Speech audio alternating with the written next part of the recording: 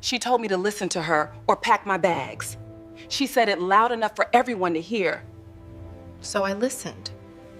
Her words sliced through the party chatter, loud and clear for everyone to hear. Either you listen to me or you pack your bags and leave. Just like that, the music felt distant. Conversations died on the spot. Glasses froze halfway to mouths. Someone let out a nervous laugh, hoping it was some kind of elaborate joke. It wasn't. I stood there, holding a plate of food that suddenly seemed tasteless, feeling the weight of every single pair of eyes in the room. I looked at her, and she seemed so proud. Her shoulders were back, her chin was up. It was like she'd finally delivered a line she'd been rehearsing in her head for years. I scanned her face, searching for even a flicker of doubt, a hint of regret, but there was nothing. Just cold, hard confidence. I didn't raise my voice, I didn't plead with her to be quiet. I just placed my plate down on the nearest table and said, "I hear you." My calmness seemed to infuriate her more than any angry outburst would have. She was braced for a fight, for me to be embarrassed into submission. What she got instead was simple acceptance. And with that, I turned around and walked out, leaving the stunned silence behind me. The drive home felt impossibly long. Not because of traffic, but because my mind was a cinema, replaying scene after scene from our life together. Every time I had swallowed my words to keep the peace. Every compromise I made that slowly, silently morphed into an expectation. I realized in that long, quiet drive that my silence had been misinterpreted. It hadn't been seen as an act of love, but as permission.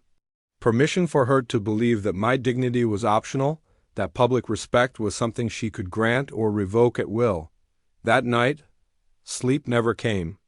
Tears didn't either. I just sat at my kitchen table, the house feeling vast and empty around me, and I thought about the person I had become, how I had gradually shrunk myself down, piece by piece, just to fit into the small space she had allowed for me. The truth wasn't a sudden explosion. It was a slow, heavy sunrise. I wasn't scared of leaving her. I was terrified of staying and watching the last parts of myself disappear completely. In the days that followed, a new kind of clarity took over. I moved with a quiet purpose. I started sorting through our things, separating what was mine from what was ours. I called a lawyer. Most importantly, I stopped explaining myself. I stopped trying to justify my feelings or my boundaries. She noticed the shift almost immediately. The air between us changed.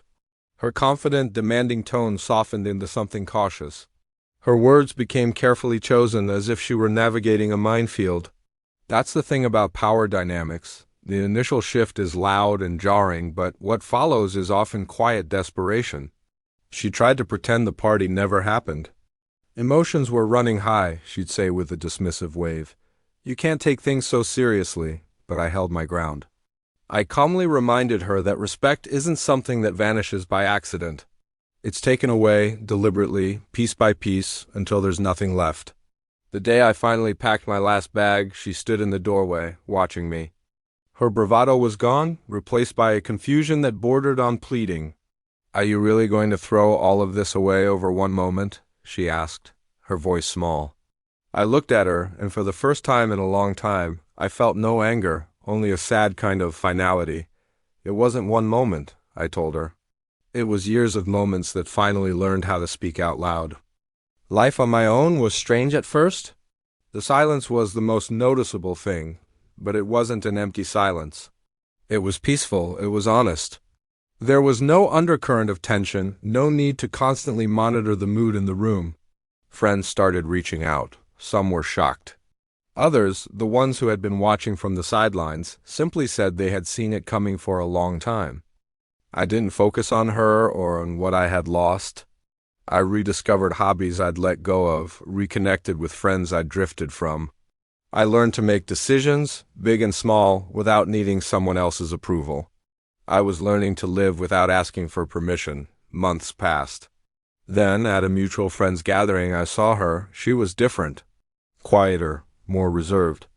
She approached me carefully and asked how I was doing. And the words came out easily, without any thought or hesitation. "I'm doing well," I said. And the most incredible part was that I truly, deeply meant it. Walking away from that relationship didn't make me weak. It was the act that reminded me of my own strength. It reminded me of who I was before I had learned to accept less than I deserved. She gave me an ultimatum in front of a room full of people, thinking it would break me. But in the quiet moments that followed, I chose myself. And that single choice, made in private and for myself, changed everything. Thank you for listening to my story. If you've ever felt like you're shrinking to fit into someone else's world, know that you're not alone. And choosing yourself is the most powerful move you can make. Don't forget to like and subscribe for more stories about finding your way back to you.